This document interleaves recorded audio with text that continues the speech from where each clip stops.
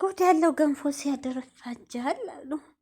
ዛሬ እንግዲህ እዩ መታለች እንትናን ይዛ። ይሄ ልጅ ይቅርታ ስሙን አላውቀውም፣ ስለነ ብሩክ የሚገጥመው ልጅ መሰለ ግጥም እና እንግዲህ ቢኒ ደግሞ ወደ ክስ ይቅርታ ወደ ክስ ደረጃ ሄዷል ወይ ዘንድሮ ይቅርታ ዛን እያለ ነው። ሰላም አለይኩም ሀገሬ ዩቲዩብ ቻናል ተከታታዮች ወዶቼ ማሮቼ ሀገሮቼ ልጆች በያላችሁበት ሰላማችሁ ብዝዝት ይላል። እንዱ ክርስቲያኖች ሰላማችሁ ይብዛ። ዛሬ እንግዲህ እዩ የብሩኪን ጓደኛ እንጥታለች እንግዲህ አሳርፍልኝ ለማለት ነው። እዩ እንግዲህ እኔ ህይወቴን መኖር ነው ፈልገው ማንም ድጋፍ አልፈልግም እያለች ነው እና ይተወኝ ከህይወቴ ይውጣ እያለች ነው። እንግዲህ ቢኒም ተጠርቶ አገናኝቷቸዋል። ቢኒ ደግሞ እዩ ያላሰበችው ነገር ክስ ተከሳ መጥሪያ ይዞ መጥቷል። እንግዲህ እዩ አንተ ገና ልጅ ነህ፣ ገና አላደክም እቃቃ ልታጫውት ትፈልጋለሁ፣ ለቃቃ አልደረሰችም እያለች ነው። እንግዲህ ቢኒ ደግሞ ልጅቱን ማሳደግ አንቺ አቺም እኔ ነኝ ማሳድጋ ከእናቴ ጋር ሁኜ፣ ስለዚህ ልጅቱን እወስዳለሁ። አንቺ እንደፈለሽ ካገኙሽ ወንድ ጋር ተንዘላዘይ ነው የሚለው። ጉድ እኮ ነው። ወደ ቢኒ ሲሄደው ቢኒ ብትከሳትም አንደኛ ልጅቱ ገና 5 ወር ልጅ ናት። ህጉም አይፈቅድልህ። ህጉ እንኳ ፈቅዶ አቅም ካለህ ማስተዳደሩ አቅም ካለህ ከ5 ዓመት በኋላ ነው። ከ5 ዓመት በኋላ ነው እንኳ ቢፈቀድልህ ራሱ ማለት ነው። 7 ዓመት እንደዚህ ከ5 ዓመት በኋላ እንጂ አሁን ገና ደም ልጅ 5 ወር ልጅ ጡቷ ከእናቷ ጡት ያልተወች ልጅ ላንተ ህግ አይወስንልህም። ዝም ብለህ ነው። ሲቀጥል ደግሞ ህግ ምን ማስተዳደር ያለ ብለህ እኮ ትጠየቃለህ አይደል እንዴ? በቂ አለ ሆይ ሚስትህን እና ልጅህን የምታስተዳደርበት በቂ ስራ አለ ወይ ትባላለህ እኮ አይደል? ከሷ የተሻለ ተሽልሃል ወይ ትባላለህ። አንተ ግን ምንድን ነው ያለች? መጀመሪያ እኮ ጥያቄ አቅርባልሃለች። እኔ ካንተ ጥቅም አልፈልግም። እኔ አሁን ከቤተሰቤም ተጣልቻለሁ። ከአንዱ ቤት አንዱ እየተንከራተትኩ ነው የምኖረው። ስለዚህ ቤት እንከራይና የአባትነት ፍቅር ስጣት፣ አብረን እንኑር። እኔ ካንተ ምስት አልፈልግም። እኔ ስትልህ ምንድን ነው ያልከው? እኔ እናቴ ጋር ነው የምኖረው፣ አልችልም፣ አቅም የለኝም ነው በአጭር አማርኛ። እንደዛ ስትል እኔም አንተም እየሰራን እናድጋለን ስትልህ ከእናቴ ጋር ኑሪ። ኧረ እባክህ አንተ እኮ የራሱ ማለት እኮ እፍረት ነው። አንተ ትልቅ ሰውዬ ከ20 ዓመት በላይ የሆንክ ሰውዬ ልክ ናት እኮ እዩ። ገና ልጅ ነህ። ልጅነትን ከእናትህ ጋር ጨርስ። እንኳን ሊማሳደግ ልችል አንተ ገና አላደግክም ብላለች። ትክክል።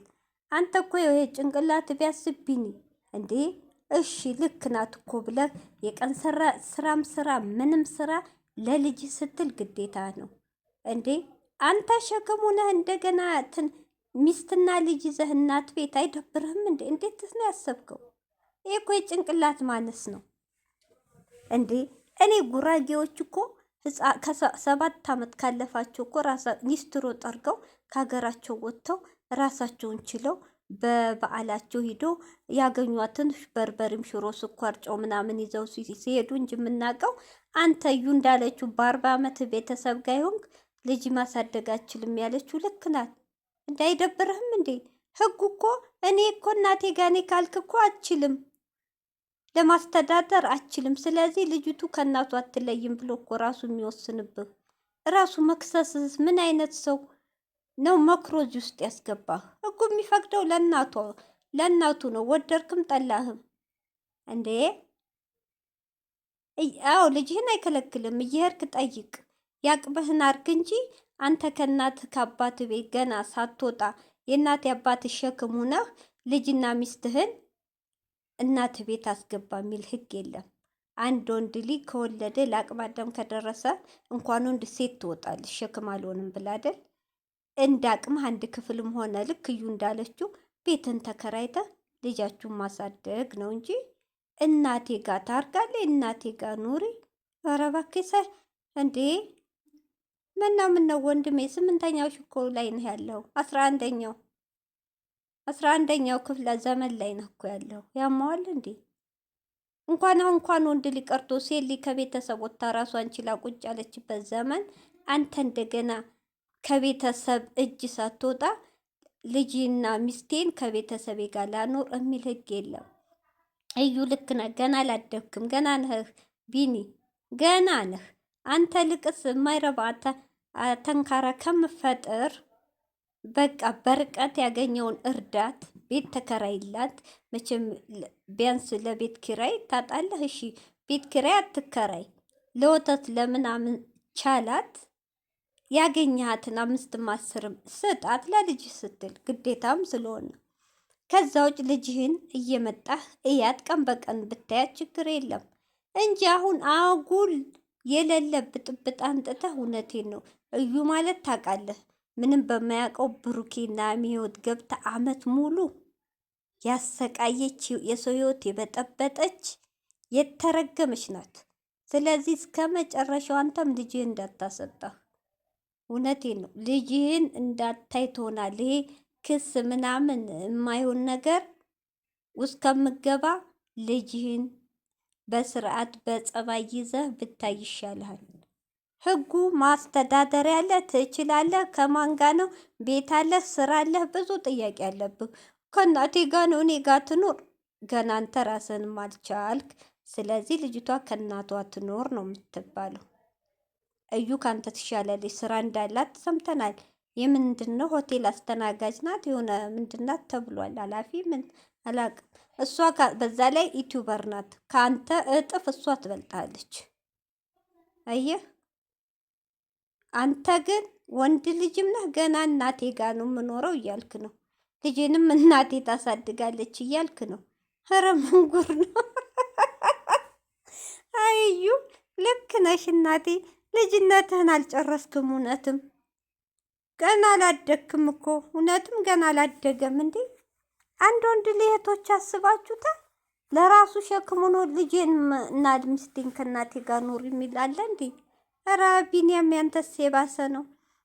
ከዚህ ኩላ እኔ እውነቴን ነው እህቶች፣ አነጋገሩም ጠፋብኝ። እዩ ያለችው ልክ ናት። መጀመሪያ ቤት እንከራይ፣ አብረን እንደግ፣ እየሰራሁ ነው። እኔም ለልጄ ፍቅር ብቻ ስጥልኝ። ልጄ ከጎኗ አባቷ ፍቅር ሰጥታ አትደግ ነው ያለችው እንጂ እኮ ይሄን አንጣ ይሄን አንጣ ይሄን አንጣ አላለችም። በአሁኑ ሰዓት ደግሞ መሻላ ወደንሱም እየረዳት ነው፣ በውስጥም አይዞሽም እያላት ነው። ሰው ከጎኗ ነው። ቻናሏም እያደገ ነው። ከአንተ 5 አትፈልግም። አንተ አንዴ ብቻ ቤት ኪራይ ክፈል። የ6 ወርም ሆነ የዓመት አብረህ ኑር ልጅህ ጋር። እንደ እሷ እንኳ ስራ ትትል ልጅ እንኳ ታገዛታለህ። ሌላው ብቀር ሊትይዝላታለህ እንጂ አንተ ሸክም ሆነ እንደገና ለቤተሰብ ሸክም። ኧረ ተው ተው ቢኒ፣ ይደብራል እንዴ! አንተ እኮ ከራስህ አልፈህ፣ እኔ የቡታጅራጆች ጠንካራ ናቸው። ከራስህ አልፈህ እኮ ቤተሰብ የምትረዳ ሰውዬ ነህ።